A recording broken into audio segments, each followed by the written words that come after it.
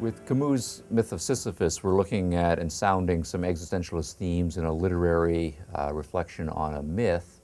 And I want to go back to Jean Paul Sartre and look at the same issues through a more philosophical lens. I want to read some passages to you from a public lecture that Sartre gave in the late 1940s and then published as an essay called Existentialism is a Humanism. This is in the late 1940s. France is picking itself up after the end of World War II, as is much of the rest of the world, and French intellectual and cultural life is starting to reestablish and reassert itself, and Sartre is stepping forward as a scholar and literary figure with some reputation to define and defend existentialism now that it's a significant enough movement against some standard criticisms and misconceptions. Now, in the essay, Sartre opens by defending existentialism or positioning existentialism to defend it against two sets of criticisms, one from the religious and cultural and political right in France, and the other from the political and cultural and intellectual left in France.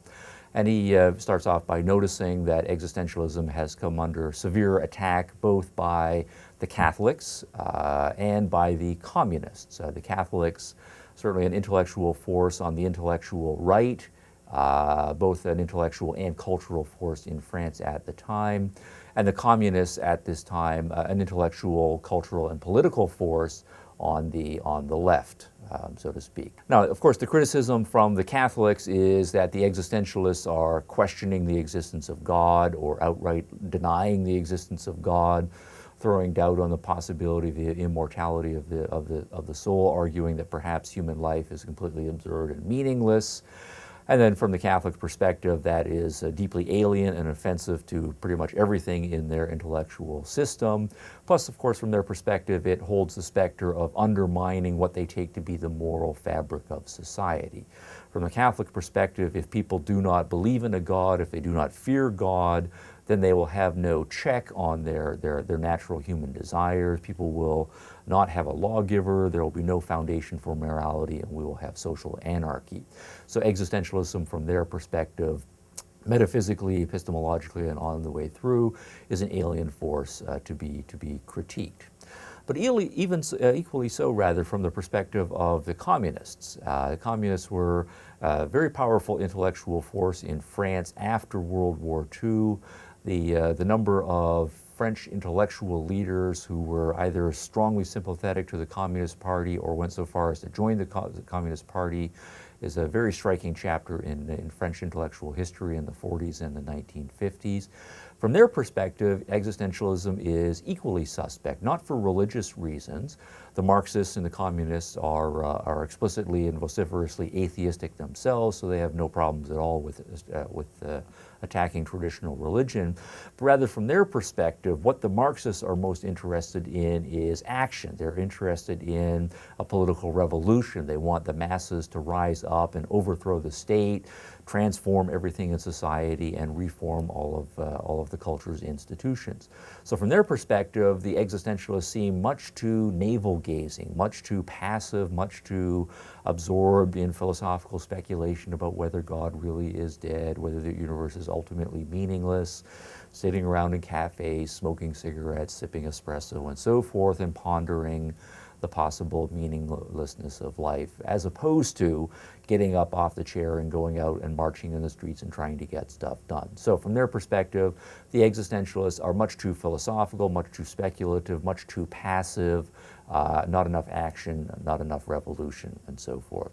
Now, what Sartre wants to do then is first define existentialism accurately, and that's the part that's going to be of most interest to us. And then he goes on in the essay to respond, having defined existentialism, to the standard criticisms from the Catholics and those on the right end of the political spectrum, and the Marxists and communists and those on the left of the political spectrum as well.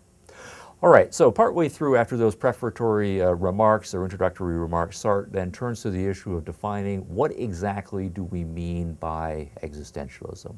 Now, we notice that this is a difficult project, in part because existentialism is a somewhat sprawling intellectual movement.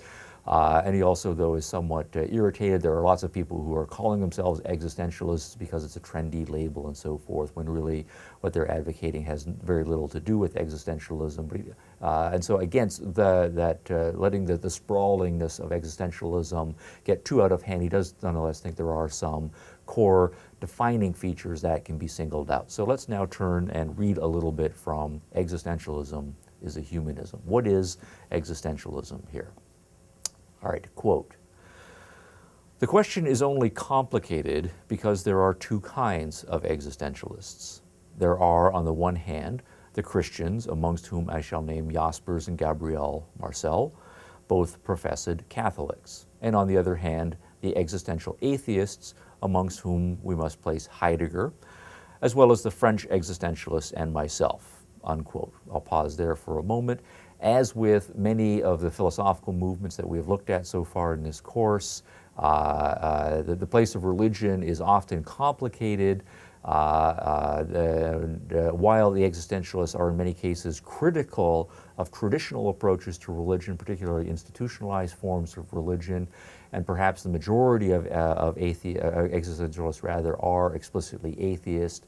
It is not true to say that existentialism is necessarily atheistic.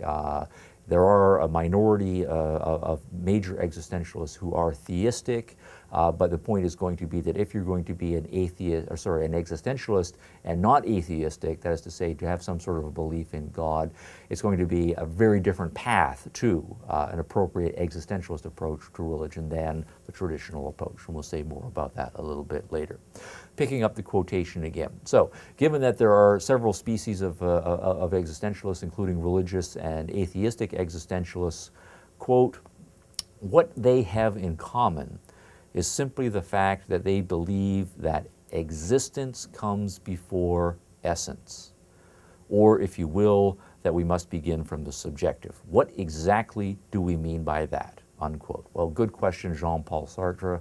What do we mean by this pregnant and definitional existentialist phrase that existence precedes essence?